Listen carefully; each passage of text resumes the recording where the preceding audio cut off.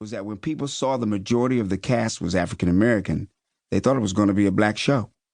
But it wasn't. It was about the human family. In Living Color was the first show of a post-racial hip-hop nation. And I'm not sure that there's been another one since. If you take the long view of history, the story of the human family is not a white story, or a black story, or a yellow story, or a red story, or whatever skin tone you want to talk about. There were African kings, civilizations, and empires long before Anglo-Saxons became civilized.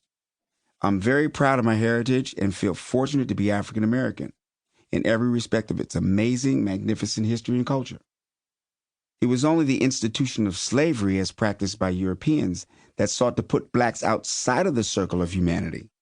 And for a few hundred years in the United States, they convinced themselves they succeeded. But history and human experience tell us different. What we all know is that in exploring the particular, we touch on the universal.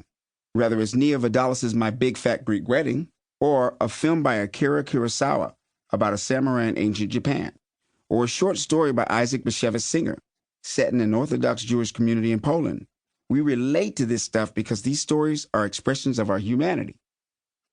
Take some of the most popular TV comedies the last decades. Seinfeld took place in New York. Cheers, Boston. Everybody loves Raymond, Long Island. Does anyone refer to these as white shows? Their cast and most, if not all, of the actors were white, and these comedies took place in cities where many African Americans live. I believe that when Keenan Ivory Wayans created a hip-hop sketch comedy show, he was not making a black show or a show for white people. He knew he was making something that the world had never seen, but that spoke to the human family.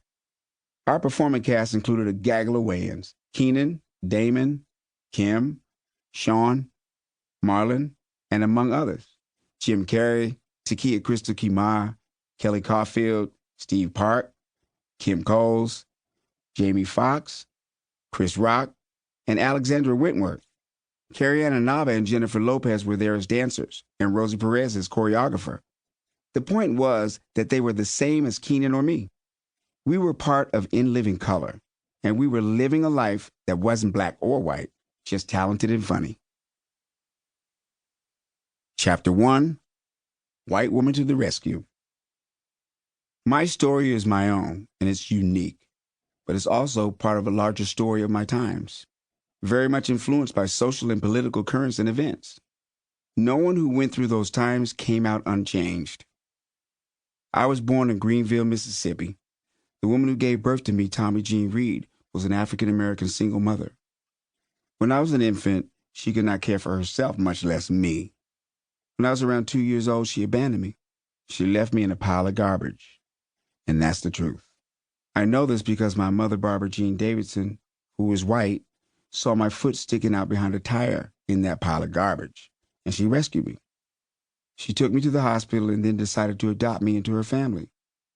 On the surface, that's dramatic, somewhat tragic and redemptive. However, there's more to the story. When it comes to my family history, I have two different family histories. The first is a family I never knew. Growing up, I did not know my birth mother, nor, having been abandoned by her, did I seek her out. I had no idea if she was even alive until I was 33. I was in New York on the set of Woo, a film I was starring in with Jada Pinkett Smith, when my mom, of all people, called to say she had found my birth mother. This happened without my ever asking her to do so, or even wanting her to do it. When I did finally meet my birth mother, Tommy Jean, face to face, I learned much from her that I am proud to know, and that I would have never known otherwise, including that she was part Choctaw Indian, and that my biological father was black and also had Native American ancestry. My biological family, I learned, was made up of blacks and Native Americans. Ex-slaves who were in Mississippi, many of them took part in the Great Northern Migration and settled eventually in Milwaukee. But learning that would come later. When my birth mother abandoned me, she was at her lowest point. She was 100% defeated by her addiction, behaviors, and by her circumstances.